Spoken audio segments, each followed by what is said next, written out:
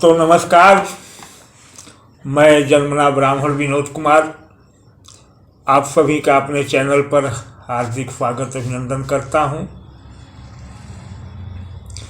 आज हम चर्चा करेंगे अपने गुरु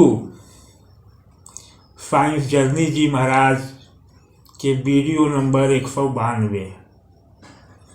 जैसा कि आप जानते हैं कि YouTube पर मुझे आने के लिए साइंस जर्नी और सत्यानंद जी महाराज से ही प्रेरणा मिली और मैं उन्हें अपना गुरु भी मानता हूँ और उनके ज्ञान विज्ञान को नमस्कार करता हूँ।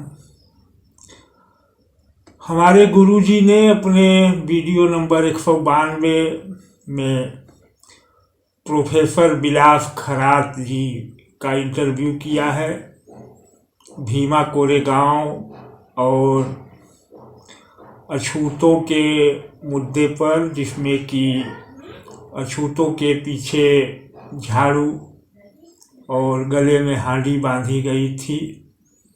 इसी विषय पर हम थोड़ा चर्चा करेंगे, क्योंकि जो विषय न समझ में आए तो अपने गुरु लोगों से प्रश्न करना चाहिए, ऐसा हमारे लोग कहते हैं और चर्चा से ही ज्ञान मिलता है। तो चूँकि गुरु जी का यह वीडियो थोड़ा सा मुझे कम समझ में आ रहा है, कुछ प्रश्न उठ रहे हैं, तो उन प्रश्नों को मैं इस वीडियो के माध्यम से रखना चाहता हूं और उम्मीद करता हूं कि आप लोग मेरे प्रश्नों को समझेंगे, मेरी अज्ञानता को समझेंगे, हमारे दर्शकों का भी कुछ संशय समाधान होगा। क्योंकि प्रश्न अगर हों तो उन्हें रखना ही चाहिए, और अगर आपको हमारे प्रश्न जायज़ न लगे तो आप हमें कमेंट में बता सकते हैं, और अगर जायज़ लगे तो आप हमारे चैनल को शेयर भी कर दें और सब्सक्राइब भी कर दें, और अगर जायज़ न लगे तो आप हमें अनसब्सक्राइब भी कर सकते हैं। ज्योतिबा फुले भीमा कोरेगांव के इतिहास को प्रेरणा मानकर शिक्षा का आंदोलन शुरू किया। बाबा साहब अंबेडकर वहां गए 1927 में भीमा कोरेगांव में, और वहां के स्तंभों को लोगों को दिखाकर कहा कि तुम भेड़ बकरियों की संतान नहीं हो, तुम शूरवीरों की औलाद हो, और पासों थे और उन पेशवा ब्राह्मणों को तुम लोगों ने हराया, देखो तुम्हारा नाम इसके ऊपर लिखा हुआ है। आज जो ब्राह्मण आप डिबेट चला रहे हो, आप डिस्कशन चला रहे हो, और आपके मुद्दों का जब वो विरोध खंडन मंडन नहीं कर पाते, तब आपको देशद्रोही करार देते। जो भी सच्चाई की बात वो आवाज उठाता, उसको देशभक्ति के नाम पर चुप किया जाता है। उन ब्राह्मणों को हमारा सवाल है कि जिन पेशवा ब्राह्मणों ने अछूत लोगों के गले में हांडी और पीछे झाड़ू लटकाया था, क्या ये देशभक्ति है? क्या ये राष्ट्र प्रेम है? जब ये बाबा साहब अंबेडकर ने एनिहिलेशन ऑफ कास्ट में लिखा था, इतनी भयंकर परिस्थिति थी, पेशवा ब्राह्मणों ने किया था, तो तिलक का एक शिष्य था नचिम केलकर, यंसी केलकर, उसने केसरी नामक तिलक के अखबार में बाबा साहब को खुला चुनौती वाला खत लिखा कि मान लो पेशवा ब्राह्मणों ने अछूतों के गले में हांडी पीछे झाड़ू लटकाया था, तो बैरिस्टर अंबेडकर साहब, उसका कोई लेटर आपके पास है, उसका कोई फरमान आपके पास है, कोई सनद आपके पास है? कुछ भी आरोप ब्राह्मणों पर कर रहे हो। तो बाबा साहब अंबेडकर वकील थे, तो बाबा साहब ने उसको जवाब भेजा और अपने अखबार में रिकॉर्ड में छापा। वो छापे ना छापे, मगर हमारा इतिहास आने वाली पीढ़ी को मालूम होना चाहिए। तो बाबा साहब अंबेडकर ने कहा था कि मैं बुजुर्गों से सुना हुआ हूँ, जो रिटायर्ड मिलिट्री मैन थे, उनके मुंह से मैंने सुना हूँ कि मार लोगों के गले में हांडी और पीछे झाड़ू लटकाया जाता था। और मिथ एक इतिहास का एक साधन है, कोई भी मिथ समाज में अपने आप पैदा नहीं होती। हाँ, तो दोस्तों, आपने देखा कि यहाँ खरात साहब कह रहे हैं कि मिथ इतिहास का साधन होता है। और बाबा साहब से जब केलकर ने, यानी जो तिलक का शिष्य था, उसने पूछा कि शूद्रों के गले में हाड़ी लटकाने का क्या सबूत है, तो बाबा साहब ने जवाब लिखा कि ऐसा मैंने अपने बुजुर्गों से सुना है और मिथ भी इतिहास का साधन होता है।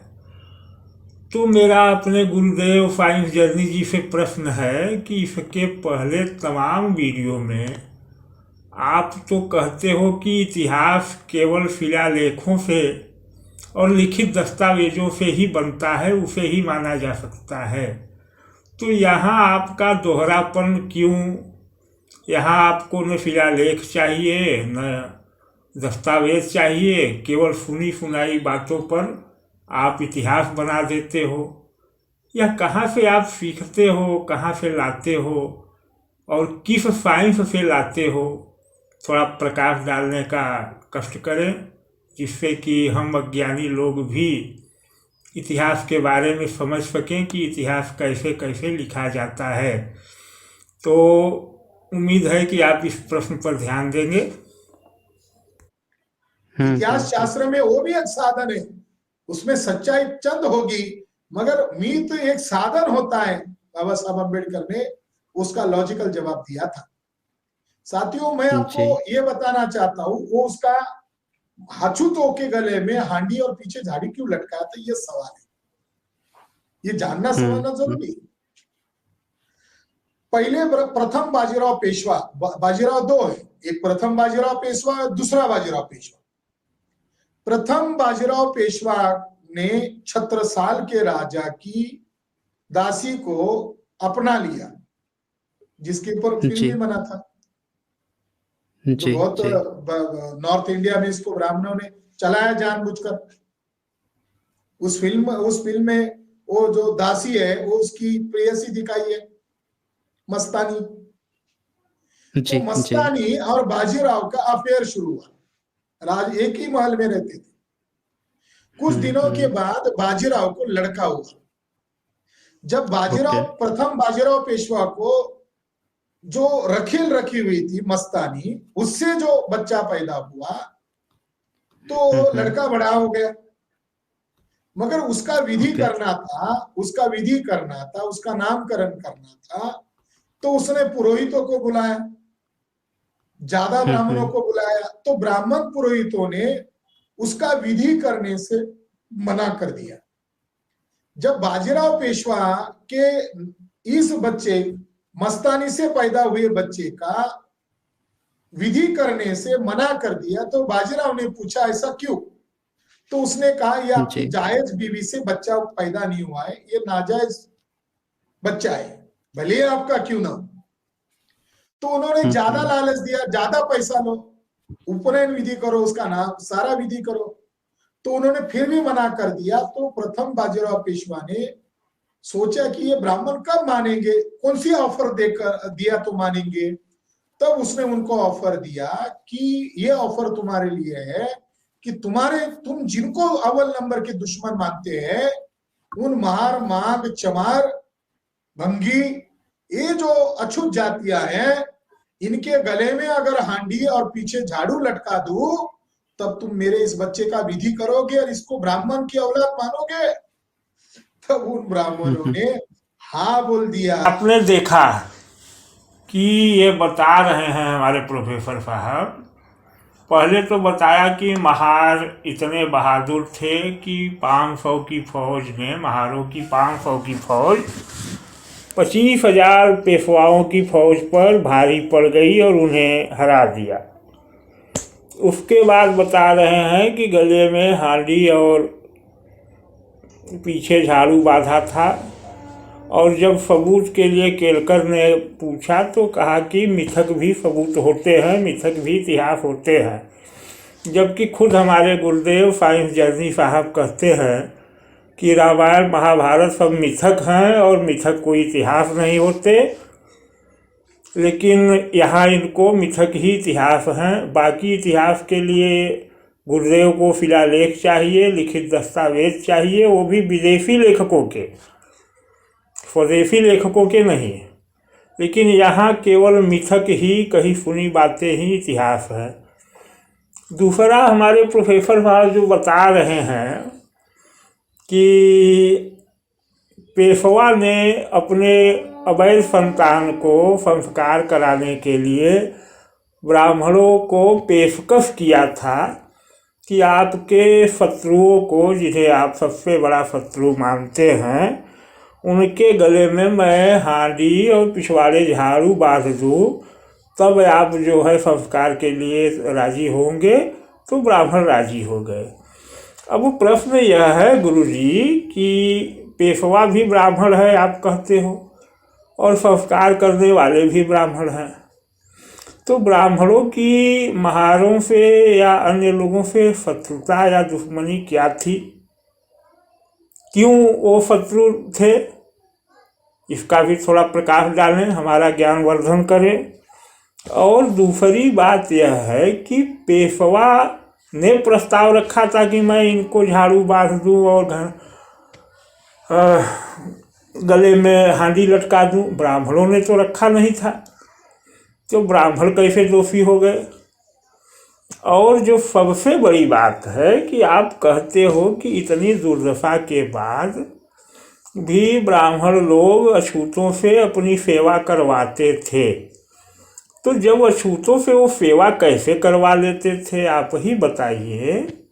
कि किसी के गले में हांडी लटकी हो और पीछे झाड़ू बंधा हो, और आप यह भी इसी वीडियो में कहते हो कि अछूतों को दिन में 12 बजे के बाद निकलने की इजाज़त थी, जिससे कि उनकी परछाई किसी पर न पड़े। तो गले में हांडी बांध के, पीछे झाड़ू बांध के, और दिन में 12 बजे घर से निकलने वाला व्यक्ति किसी की सेवा कैसे कर सकता है? किसी का कोई काम कैसे कर सकता है? निश्चित नहीं कर सकता। और अगर कर सकता है तो वो कौन सा साइंस था जिस साइंस से वो सारे काम भी कर लेता था? और अगर काम नहीं करता था तो खाता क्या था? क्योंकि वो जमींदार तो था नहीं अछूत, तो अछूत भोजन कहाँ से करता था जब कोई काम नहीं कर पाता था? और अगर गले में हांडी और पीछे झाड़ू बांध करके काम कर लेता था तो कौन सा विज्ञान था? जरा एक दिन आप किसी को गले में हांडी और पिछवाड़े में झाड़ू बांध करके उससे कुछ काम करवा ले। अगर करवा ले तो आपकी साइंस भाई मानी जाएगी, और अगर नहीं करवा सकते तो फिर आपका साइंस कहाँ से आया था, यह तो आप ही बताएंगे बेहतर, और आप इस पर प्रकाश डालें। और जो सबसे बड़ी बात है भीमा कोरेगांव की, तो 500 लोगों ने 25,000 की फौज को आप कहते हैं कि जीत लिया। अच्छी बात है, बहुत अच्छी बात है, बड़े बहादुर थे। तो इतने बहादुर लोगों पर जब इतने कठोर नियम लागू किए जा रहे थे, तब उन्होंने विद्रोह क्यों नहीं किया? प्रश्न तो है, बनता है कि नहीं बनता है, आप बताएंगे। उस समय विद्रोह क्या नहीं कर सकते थे? उस समय उनके पास बहादुरी नहीं थी, और बहादुरी थी तो विद्रोह क्यों नहीं किया? तीसरा, जो पानी के प्रश्न पर बात आती है कि तालाबों, सार्वजनिक स्थानों पर पानी प्रतिबंधित था, तो क्या सभी तालाबों पर पानी प्रतिबंधित था अछूतों के लिए? अगर सभी पर था तो फिर वो पानी पीते कहाँ से थे? और अगर पानी नहीं पीते थे तो जीवित कैसे थे? और अगर किसी 1 या 2 तालाब पर प्रतिबंधित था तो फिर झगड़ा किस बात का? उस समय का सामाजिक वर्गीकरण ऐसा था कि लोग अपने अपने जल स्रोतों का ही इस्तेमाल करते थे, तो कुछ लोगों को अपने पर नहीं करने की अगर आपत्ति थी तो ये गलत बात हो सकती है, लेकिन झगड़े की बात तो नहीं हो सकती। तो आपको जिद क्यों है कि उसी तालाब का पानी पिएंगे? तो इन सब प्रश्नों पर उम्मीद है कि आप प्रकाश डालेंगे तथ्यपूर्वक। वैसे मैं आपका बहुत बड़ा फैन हूँ और ज्ञान के लिए आपके वीडियो ही देखता हूँ, तो आपसे प्रश्न मेरा बनता है। धन्यवाद, नमस्कार, जय हिंद, जय भारत, जय भीम। आप मेरे प्रश्नों को गंभीरता से लेकर के किसी एक आध वीडियो में कभी जवाब जरूर दीजिएगा। मुझे उम्मीद है कि आप जवाब भी देंगे।